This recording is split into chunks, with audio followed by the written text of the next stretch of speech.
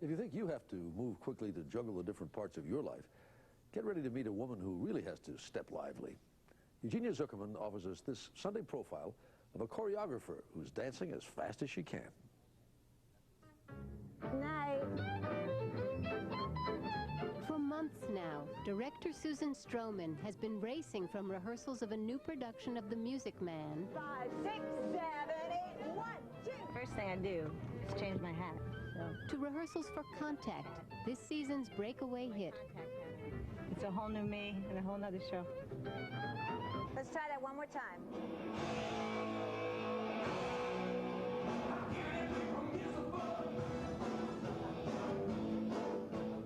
The difference between the two shows is that Contact is filled with a lot of adult themes and themes that are about contact, about making connection.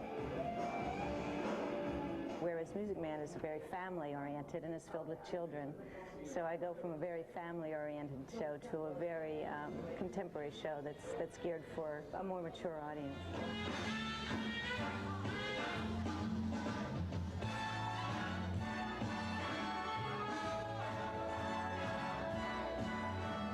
The inspiration for Contact came to Stroman late one night in a Manhattan club, complete with a girl in a yellow dress. I became obsessed watching her because everyone else was dressed in dark clothing, and I thought to myself, that girl is going to change somebody's life tonight. The resulting Broadway musical, 3 separate but thematically related dance plays, all deal with flights of fantasy, sexual, social, psychological. In Contact, Stroman's girl in the yellow dress is the obsession of a man on the verge of suicide. A man who has lost the ability to make contact. I'm using dance as a metaphor for people who are afraid to take a chance, for metaphor for life, and I wanted it to be fresh and new. This is a wonderful material because it catches the light. Yeah. I wanted it to be something I had never done before, and I wanted to take a chance. Susan Stroman has always taken chances.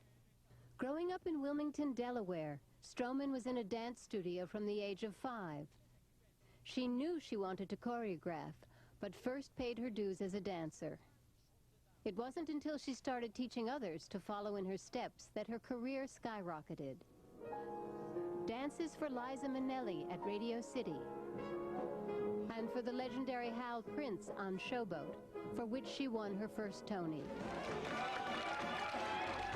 Working on her second Tony-winning show, Crazy for You, Stroman met director Mike Ockrent. Their partnership on stage blossomed into romance off. In 1996, they were married. 5, 6, 7, go. Together, they worked on a new production of A Christmas Carol. We'll try and at least play through some of the first street scene in the Advent calendar. And the musical version of the movie Big, written by John Weidman. They were a remarkable team. I mean, they were individually, they were really unique and remarkable individuals. They both had enormous respect, clearly, for what the other one did, but the respect did not extend to the point of deferring to the other person's ideas if they didn't seem right. So it was a very, very productive collaboration, and it was a pleasure to be part of it. Stroman and Ockrent became Broadway's hottest musical team. And then along came Contact, Stroman's solo tour de force. And they're going to see. Linda Weiner is the chief theater critic for Newsday. It really is the most exciting musical I've seen in quite a while. Really? Yeah.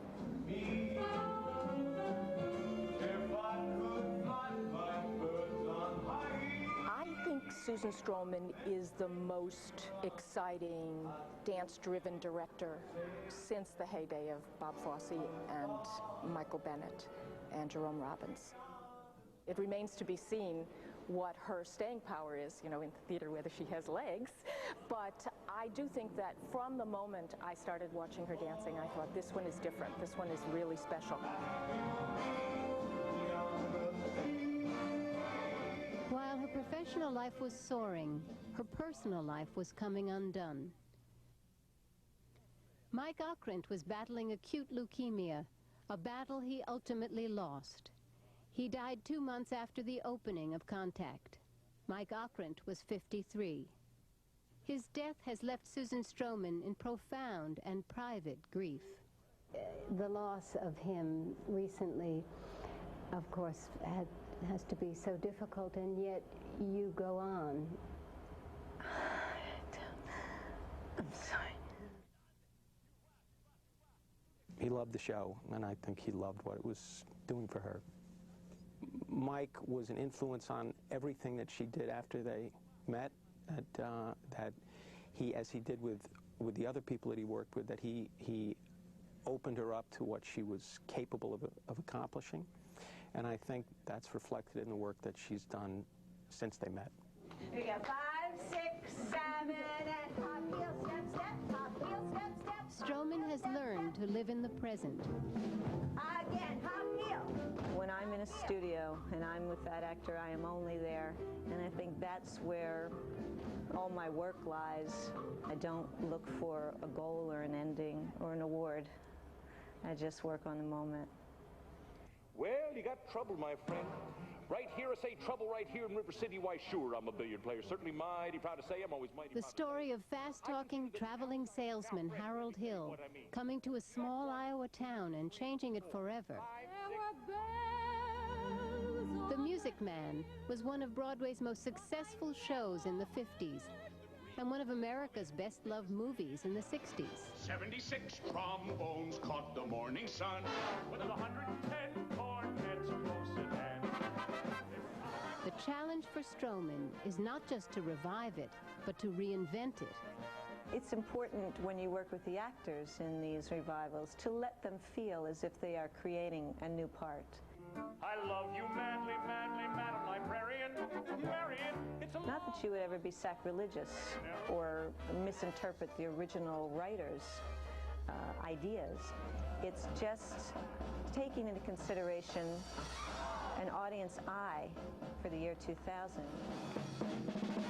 Here we go. Forward, punch and go, and left heel ball. 3, 4, 5. Susan Stroman is part drill sergeant, part creative spirit, And go. part big boss. 9, 10, 11, 12, and step. Hop. Step. Hop. A partner and a dreamer. Do you dream in dance? I do dream and dance. Ever since I was a little girl, actually, I would visualize music, and that is still true today. I imagine hordes of people dancing through my head, and it's all lit, and has costumes, and there's some story.